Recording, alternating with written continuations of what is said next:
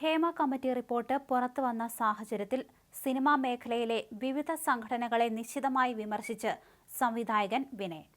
Cinema രംഗത്ത് mafia ഗ്രൂപ്പിന്റെ പീഡനം ലൈംഗികമായി മാത്രമല്ല, മറ്റു തരത്തിലുള്ള പീഡനം ഏറ്റുവാങ്ങിയ ആളാണ് ഞാൻ. ഈ പോക്ക് മലയാള സിനിമയ്ക്ക് ശരിയല്ലെന്ന് വർഷങ്ങൾക്ക് മുൻപ് ഞാൻ പറഞ്ഞതാണ്. സിനിമയിലെ താഴെത്തട്ടിലുള്ളവർക്കായി എന്റെ നേതൃത്വത്തിൽ യൂണിയൻ ഉണ്ടാക്കി.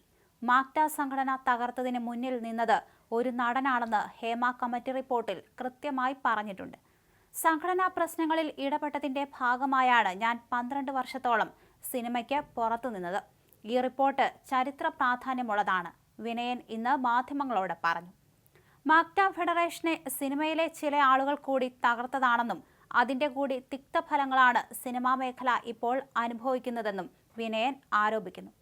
സമൂഹ മാധ്യമത്തിൽ അദ്ദേഹം പങ്കുവച്ച കുറിപ്പ് ഇങ്ങനെ: ഹേമ കമ്മിറ്റി റിപ്പോർട്ട് വെളിയിൽ വന്നിരിക്കുന്ന ഈ ഒരു സാഹചര്യത്തിൽ മലയാള സിനിമയെ ഇന്നും നിയന്ത്രിക്കുന്ന പ്രമുഖരെ, ദയവായി നിങ്ങളുടെ മനസാക്ഷിയുടെ കണ്ണാടിയിലേക്ക് ഒന്ന് നോക്കൂ. നിങ്ങളുടെ മുഖം വികൃതമല്ലേ? സിനിമയോടുള്ള ആഗ്രഹം കൊണ്ട് ആ രംഗത്തേക്ക് കടന്നു വരുന്ന സ്ത്രീകളെ ചൂഷണം ചെയ്യുന്നതിൽ നിന്നും അവർക്ക് സംരക്ഷണം കൊടുക്കേണ്ടതിന്റെ പ്രഥമ കടമ സംഘടനകൾക്കാണ്.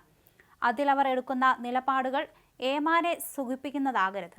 സ്ത്രീ സുരക്ഷ പോലെ തന്നെ ഗൗരവതരമാണ് സിനിമയിലെ തൊഴിൽ വിലക്കിന്റെ മാഫിയാവൽക്കരണം. ആ ഉമ്മാക്കിയാണല്ലോ ഈ പീഡനങ്ങളുടെ എല്ലാം ബ്ലാക്ക്മെയിൽ തന്ത്രം.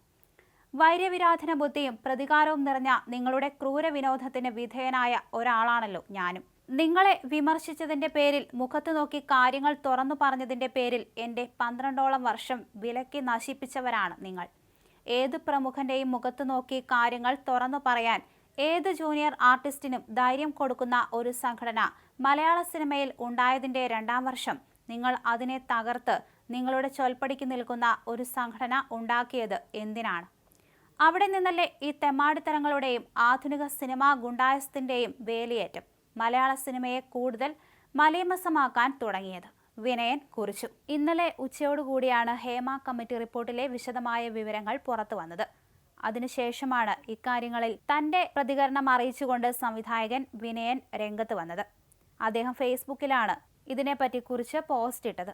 സിനിമയിലുള്ള ചില ആളുകൾ തന്നെയാണ് തന്നെയും പുറത്തു നിർത്തിയതിനും ഇത്രയും വർഷം സിനിമ ചെയ്യാത്തതിനും കാരണമെന്ന് തന്നെയാണ് അദ്ദേഹം പറയുന്നത്. മാക്ടയെ തകർത്തതും സിനിമയിലെ ചില ആളുകൾ തന്നെയാണ്. അവർ അടങ്ങുന്ന ഒരു സംഘം തന്നെയാണ് ഇത്തരത്തിൽ എല്ലാത്തിനും പിന്നിലും, വിനയൻ ആരോപിച്ചു.